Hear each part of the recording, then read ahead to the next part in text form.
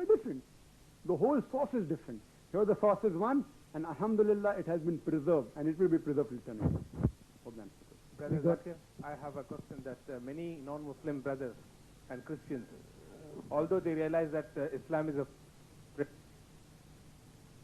still cannot follow it.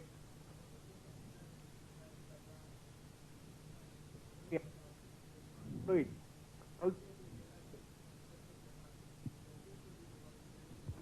They may not be totally aware of it, but still they have it in their mind that it is the thing which is a real one. Many Christian friends and many Hindu friends, they know that it is something real. And what do you advise them? That the early obstacles should continue and they should keep away. What's your advice to them? Okay. There are a few questions here which are very similar. One of the non-Muslim friend, alhamdulillah, has written here that now I have got the chance to know the truth. Alhamdulillah. Due to the program of this kind, and we still don't accept fact, we will go to hell. If I don't accept the fact as I did today, I may go to hell because I've got the truth. But he wants to know, what about the others, and what about people who are dead, already dead, people who went before me of my own religion, and they have not received the truth. Who is responsible for them not receiving the truth? And similarly, very similar to what Mr. Babar said here, is how do we go about approaching and coming to the truth and knowing more about the truth? The brother asked a very good question, and I'd like to congratulate the brother that he has received the truth. The Quran rightly says in Surah Isra chapter 17 verse 81, وَقُلْ جَاءَ الْحَقُّ وَزَاقَ الْبَاطِلِ إِنَّ الْبَاطِلَ كَانَ زَهُوقًا. When truth is hurled against falsehood, falsehood perishes. For falsehood is by its nature bound to perish. It's a great pleasure that the person has come to know the truth. What he's asking the question, what about those people who have gone ahead, who died before him? They didn't receive the truth. So, will they go to hell? See, one we should realize, it's the duty of every Muslim to give the message to those who don't know the message, to the non-Muslim about Islam. Besides that, Allah subhanahu wa ta'ala says in the Holy Quran, Surah Fussilat chapter 41 verse 53, سَنُورِهِمْ آيَاتِنَا فِي الْآفَاقِ وَفِي أَنفُسِهِمْ حَتَّى يَتَبَيَّنَ لَهُمْ أَنَّهُ الْحَقُّ. That soon we shall show them our signs in the furthest regions of the horizon and into their soul until it is clear to them that this is the truth. So irrespective whether somebody else gives you the message or not, Allah sees to it himself that he will give in your heart directly the message of truth. He will show you the signs, the sun, the moon, the mountains. He will show you his signs in the horizon and into your soul until it is clear to you that this is the truth. So Allah has taken upon himself, irrespective whether the Muslims give you the message or not, Allah will directly give you. How? Through his signs. Besides showing signs, he will put it into your soul directly. Whether through Muslims or without Muslims, that he has his ways. That this is the truth. Now after you receive the message, people may not accept. Like as the brother said, if I accept, then the society rejects me. I have got many non-Muslim friends. What will they tell me? I have got a family. I have got this. They realize the truth. They accept it. But they don't declare it. Why? Because of material gain. And what should you do, the brother said? That what should a person do? If he accepts, what should he do? Because this life is the test for the hereafter. Everyone is responsible for himself.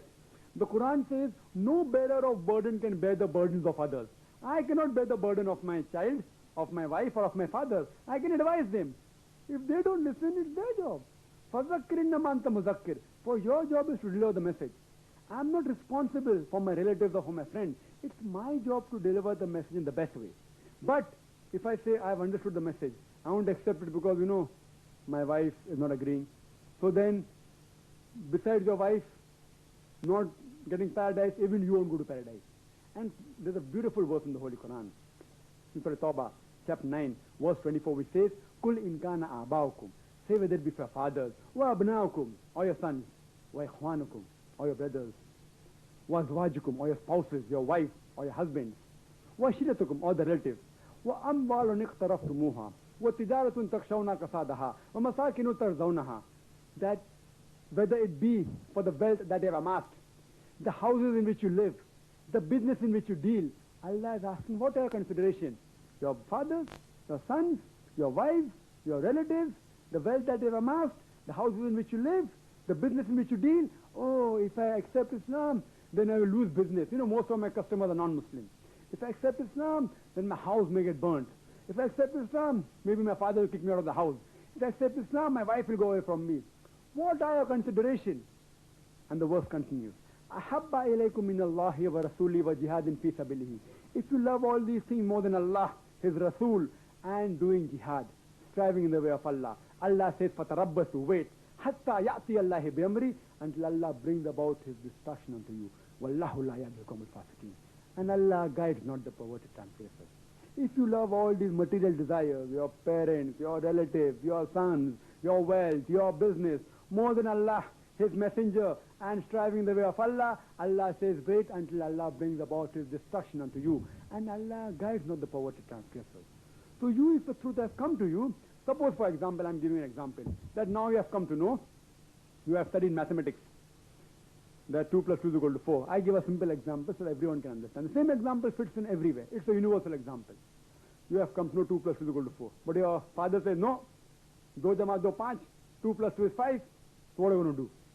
And your son says 2 plus 2 is 1, what are you going to do? Will you say, okay, 2 plus 2 is 5?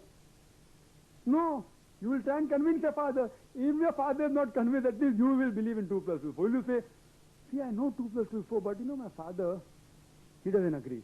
So when I do business, when I take 2 rupees, I'll give 5 rupees. Will you do that? Will you? No, why? You know it is wrong. Irrespective whether your father agrees or not, you will stick by it.